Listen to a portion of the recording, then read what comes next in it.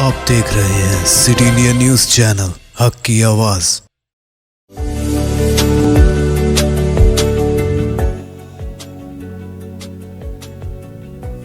FK Assam चाय हर घूंट में ताजगी लाए।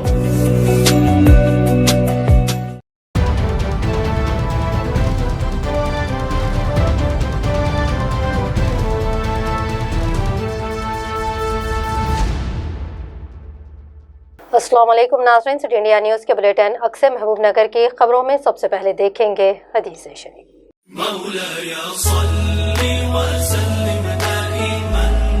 अहादीस नबवी सल्लल्लाहु अलैहि वसल्लम अहब्बुल बिलादि इलल्लाहि मसाजिदुहा, अल्लाह के नज़दीक सबसे ज़्यादा महबूब जगह मस्जिदें हैं। कोई आप जैसा होगा ना कोई आप जैसा था। रुख करेंगे तफसीली और अहम खबरों की जानिब। तेलंगाना के वज़ीर ख़जाना हरीश राव, जो रियासती वज़ीर डॉक्टर वी श्रीनिवास गौड़ के वालिद अनजहानी नारायण गौड़ की आखिरी रसूमात में शिरकत ना कर सके थे, आज इन्होंने महबूब नगर में डॉक्टर वी श्रीनिवास गौड़ के मकान पहुँचकर वज़ीर मौसूफ के वालिद की तस्वीर पर गुलहाए क़िदत पेश की और डॉक्टर वी श्रीनिवास गौड़, इनके वालदा और दीगर अरकान ख़ानदान को पुरसा दिया। इन्होंने वज़ीर श्री वी श्रीनिवास गौड़ से गहरे रंज व गम का इजहार किया है। इनके अलावा मेंबरान assembly doctor C Laxma Reddy, Ala Venkateshwar Reddy, Gola Bala Raju, मेंबरान पार्लियामेंट रंजीत रेड्डी, MP महबूब नगर मन्ने श्रीनिवास रेड्डी, MLA गंगाधर गौड़ और दीगर ने आज महबूब नगर पहुंचकर डॉक्टर वी श्रीनिवास गौड़ और अरकान ख़ानदान से मुलाकात करते हुए इन्हें पुरसा दिया। कल पेदापल्ली में पेश आए एडवोकेट जोड़े के कत्ल के वाक़े के खिलाफ ज़िला महबूब नगर मुस्तखर के सीनियर वकील मोहम्मद जाकिर ने आज मीडिया नुमाइंदों से बात करते हुए कहा कि पेदापल्ली मेवामन गौड़ और उनकी अहलिया का बेदर्दी से कत्ल की मजम्मत की और कहा कि इंसाफ दिलाने वालों पर आज ऐसे हालात पेश आ रहे हैं तो ऐसे में हुकूमत पर सवालिया निशान बन सकता है। इन्होंने कहा कि वामन गौड़ मरने से पहले कातिलों का नाम बता चुके हैं, लिहाजा इन्होंने मुतालबा किया कि मुलजिमान को फौरी तौर पर गिरफ्तार करते हुए सज़ा दी जाए और साथ ही साथ इन्होंने हुकूमत और हाई कोर्ट से भी मुतालबा किया कि वो वकला की हिफाजत के लिए सिक्योरिटी का इंतज़ाम करे। कल वामन राव और उनकी अहलिया जयम्मा का जो हाई कोर्ट के वकला हैं, बड़ी बेदर्दी से दिन दहाड़े 2:30 बजे बड़ा ही बेरहमाना कत्ल किया गया है। इसकी मैं पुरजोर मजम्मत करता हूँ। साथ ही साथ आप देखिए, जो शख्स अपनी ज़िंदगी सोशल और गरीब लोगों को क़ानूनी इमदाद लगाने के लिए या फिर पब्लिक लिटिगेशन केसेस रहने दो या फिर कस्टोडियल डेथ होना हो या फिर लैंड माफिया सैंड माफिया के लिए काम करने वाला ये दोनों हस्बैंड एंड वाइफ का बेरहमाना कत्ल करना डेमोक्रेसी में एक उंगली उठाता है और इशारा करता है कि यहाँ की लॉ एंड ऑर्डर क्या है। अगर लॉ एंड ऑर्डर सही है तो ये वाक़या नहीं होता था। तो मैं ऐसे लोगों का कत्ल का, यानी कि विकला बरादरी को आपने देखा कोविड-19 में जब प्राइवेट दवाखाने वाले लूट मार कर रहे थे तो उन असना में कोई एक वकील ही आगे आकर उसने एक पिल डाली थी। उसके ज़रिए ही हुकूमत को एक हुक्म मिला कि तमाम दवाखानों पर टास्क फोर्स बनाओ, कलेक्टर को उनको रख कर, और इस तरीके से आवाम की खिदमत चल रही थी। आप देख रहे हैं जहाँ कहीं नाइंसाफ़ियाँ होते हैं वहाँ लोग अदालत को जाने की सोचते हैं, और अदालत को जाने के लिए एक वकील का होना बेहद ज़रूरी है, और इस वकील के ज़रिए ही आप इंसाफ की रसाई हासिल कर सकते हैं। इन हालात में ऐसा कत्ल करना एक सवालिया निशान बन चुका है। क्या हम जमहूरियत में हैं, क्या हम जंगल राज में हैं, ये सोचने के लिए बहुत मुश्किल हो रही है।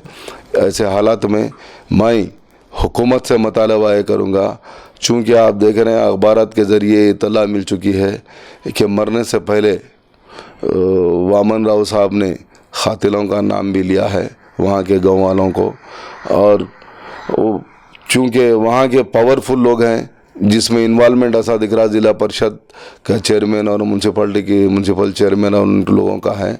अगर ये पावरफुल लोग हैं, अगर वहाँ के ज़रिए अगर करेंगे तो मैं समझता हूँ सही इंसाफ शायद ना मिल सके। इसलिए मेरा डिमांड है कि सीबीआई के ज़रिए इस केस को हल किया जाए और लोगों को मैसेज दिया जाए कि जहाँ अदालतें हैं आप लीगल बैटल कीजिए, हैं क़ानूनी जंग लड़िए, लेकिन ये फ़िज़िकल ये तरीक़े से करना ये जमहूरियत के लिए दागदार करने वाली बात है। ऐसे लोगों को आहानी शिकंजे से कुचलने की ज़रूरत है। हुकूमत और पुलिस को ऐसे लोगों को कभी भी बख्शने की नहीं है और एक ऐसी मिसाल बताना कि आइंदा आने वाले दिनों में कोई भी ऐसी हिम्मत ना कर सके। और मेरी साथ ही साथ chief justice of high court और हुकूमत से मेरा मुतालबा है कि जो वकीला इस किस्म के केसेस यानी आवाम के लिए अपनी ज़िंदगी लगा के लड़ रहे हैं, इनके लिए सिक्योरिटी फराहम करना आपका काम है। अगर इनको सिक्योरिटी सही रही थी तो मैं समझता हूँ ये वाक़या नहीं होता था। ये वाक़या बहुत ही शर्मनाक वाक़या है, जमहूरियत के लिए बहुत बड़ा एक धब्बा है। और जब तक कि इन लोगों को ये खातियों को कैफे गिरता तक पहुंचा कर आप इंसाफ नहीं दिलाते, ये धब्बा बाकी रहेगा। मैं साथ ही साथ आप देख रहे हैं आज तेलंगाना के तमाम अदालतों में बायकॉट कर दिया जा रहा है, ऑनलाइन भी काम नहीं हो रहा है। इसलिए मैं ये चाह रहा हूँ हमारे वकीला वज़ीर से ऐसे लोगों की आप अगर ब्रीफ है तो भी एक्सेप्ट मत कीजिए। इनके लिए कोई क़ानूनी चारा जो इनकी मदद करने की कोशिश मत कीजिए। इनको जेलों में सड़ने दीजिए, इसके ज़रिए लोगों को पता चलेगा कि वकीला बिरादरी के साथ छेड़छाड़ या ऐसे वाक़या करने से क्या हालात होते हैं। तो इस तरीके से मैं हुकूमत से फिर मुतालबा करता हूँ कि इम्पार्शल एक्शन लेने के लिए अच्छे ऑफिसर्स को डाल के ये केस को कराइए और सीबीआई के ज़रिए ही ये मसला हल हो सकता है। सीबीआई को देने का लिए मेरा डिमांड है।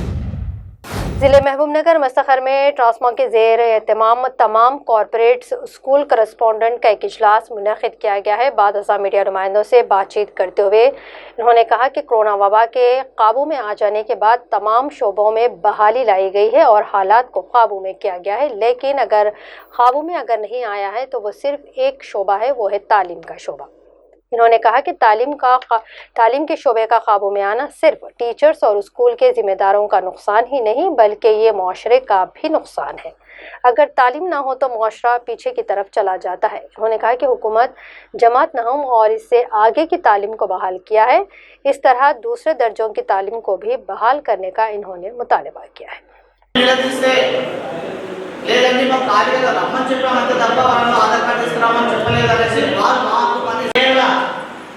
Teacher wife and husband tuition చెప్తున్నారు, మేము మేము భాష అమ్ముకోవాలా లేదంటే పనులు చూసుకోవాలా, మాకు విషయాలు పట్ల మరియు జిల్లా నాయకత్వాన్ని మేము అడగాల్సుకున్నాం।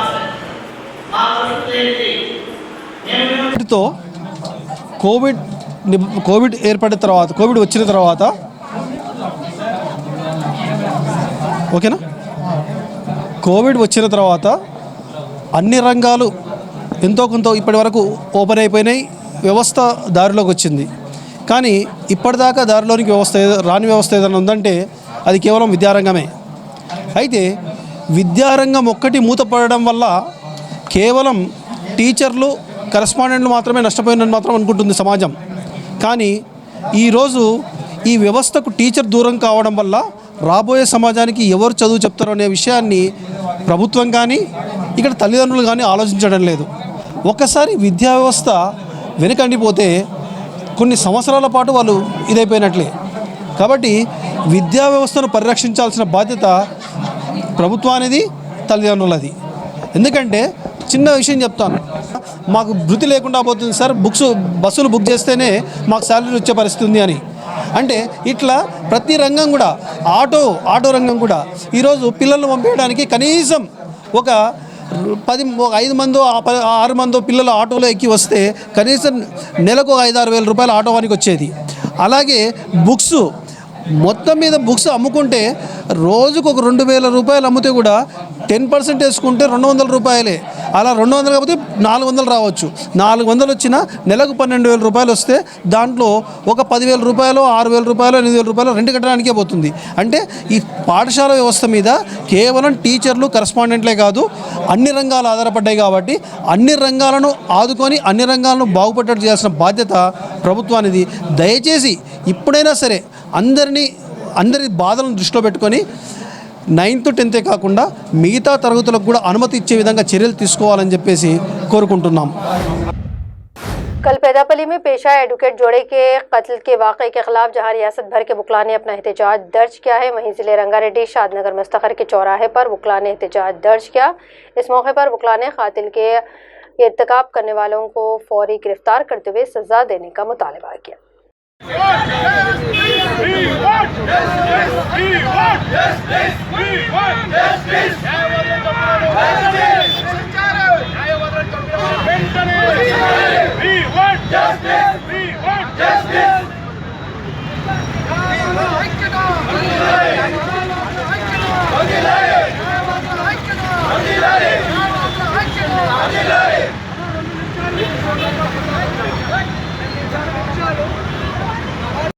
ఆర్డర్ ఇవ్వడం జరిగింది. హైకోర్టు ఆర్డర్ను ఇంప్లిమెంటేషన్ చేయడము పోలీసుల యొక్క బాధ్యత. ఆ రోజు ఏదైతే ప్రజా సమస్యల కోసము పబ్లిక్ ఇంట్రెస్ట్ లిటిగేషన్ వేసి తన స్వార్థంగా తనకు డబ్బులు లేకుండా ఒక న్యాయవాది ఆయన పనిచేస్తుంటే ఆయనను కనీసం వాళ్ళ దంపతులను క్రూరంగా చంపుతా ఉన్నారంటే ఈ దేశంలో ప్రజాస్వామ్యం ఏమైపోతుంది? న్యాయవాది గారు ప్రజా ప్రయోజనాల వాద్యం ఎందుకు వేయవలసి వచ్చింది?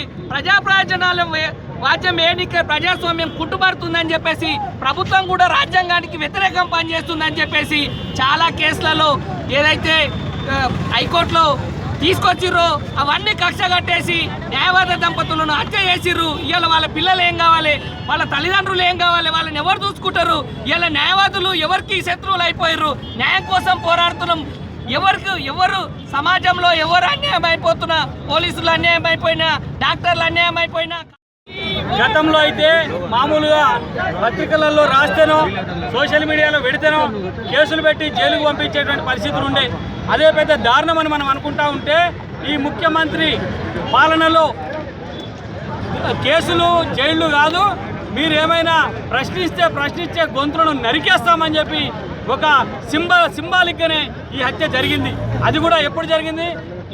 మిట్ట మధ్యాహ్నం అందరూ చూస్తున్నాం. ఎందుకంటే మమ్మల్ని ఎదిరిస్తే ఇంత ఘోరంగా చంపుతాము అని చెప్పి ప్రపంచానికి తెలియజెప్పడం కోసమే ఈ హత్య జరిగిందనేది కూడా స్పష్టంగా మనకు అర్థమవుతుంది. కాబట్టి మేము తెలంగాణ జర్నలిస్ట్ యూనియన్ వైపు నుంచి ఈ అడ్వకేట్ల హత్యను తీవ్రంగా ఖండిస్తూ ఉన్నాం. అడ్వకేట్ సోదరులు చేస్తున్నటువంటి నిరసనకు పూర్తిగా సంఘీభావం తెలుపుతూ ఉన్నాం. వాళ్ళ నిరసనలో మేము కూడా పాల్గొంటామని చెప్పి ఈ సందర్భంగా నేను మనవి చేస్తూ ఉన్నాను. रंगारेड्डी महबूबनगर हैदराबाद ग्रेजुएट इंतखाबात के पेश नज़र ज़िले रंगारेड्डी के शादनगर मुस्तखर पर मां कन्वेंशन हॉल में MLC इंतखाबी तैयारियों का इजलास मुनक़िद किया गया है. इस इजलास की सदारत ज़िले जनरल सेक्रेटरी दिपल्ली अशोक गौड़ ने की, जबकि मेहमान खुसूसी की हैसियत से MLC उम्मीदवार रामचंद्र राव, रियासती सेक्रेटरी प्रदीप ने शिरकत की. इस मौके पर रामचंद्र राव ने कहा कि हाल ही में होने वाले MLC इंतखाबात में एक ऐसी आवाज़ की ज़रूरत है जो हुकूमत से सवाल करने वाली हो. लिहाजा इन्होंने ग्रेजुएट वोटर से मुतालबा किया कि इन्हें फिर एक बार कामयाब करे ताकि पिछले की तरह ही रियासत के अवाम के लिए वो खिदमत कर पाए. ఎన్నికల కర్ణాటక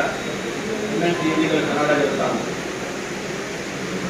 బహుశా ఇంతకుముందు జీవన్ గారు చెప్పినట్టు ఉమ్మడి జిల్లాలో ఒక నియోజకవర్గం తప్ప అన్ని నియోజకవర్గాల్లో కూడా ఈ ఎన్నికల కర్ణాటక పూర్తి కావచ్చు. కార్యకర్తల ఉత్సాహంగానే పట్టభద్రుల ఒక కోరిక ఈ యొక్క ప్రభుత్వాన్ని మరొకసారి దెబ్బతీయాలి, మరొకసారి మనం ఏంటో చూపెట్టాలి, టీఆర్ఎస్ పార్టీని ఓడించాలి అనేటటువంటి ఒక వారిలో స్పష్టంగా ఉన్నటువంటి సంకల్పం ఇన్ని రోజుల్లో చూడడం కనబడతాం.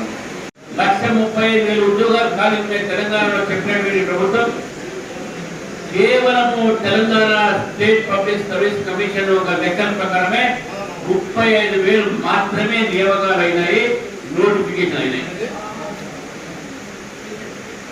ఈ ఒక 1,00,000 ఉద్యోగాలు ఇంకా మిగిలినవి కనీసం అవైనా పూర్తి చేస్తారని చెప్పేసి కూడా మొన్నటి వరకు విద్యార్థులు కానీ నిరుద్యోగస్తులు కానీ ఎదురు చూశారు. కానీ ప్రభుత్వం మాత్రం 1,00,000 ఉద్యోగాలు ఇచ్చేసని చెప్తారు. మీరు 1,00,000 ఉద్యోగాలు ఇచ్చారంటే దానికి వైట్ పేపర్ సబ్మిట్ చేయని చెప్పేసి నేను కౌన్సిల్లో డిమాండ్ చేశాను. దానికి ఇంతవరకు ఆన్సర్ లేదు. नाज़रीन, अक्सर महबूब नगर की खबरों में फिलहाल इतना ही। मजीद अपडेट्स के लिए आप बने रहिए सिटी इंडिया न्यूज़ के साथ।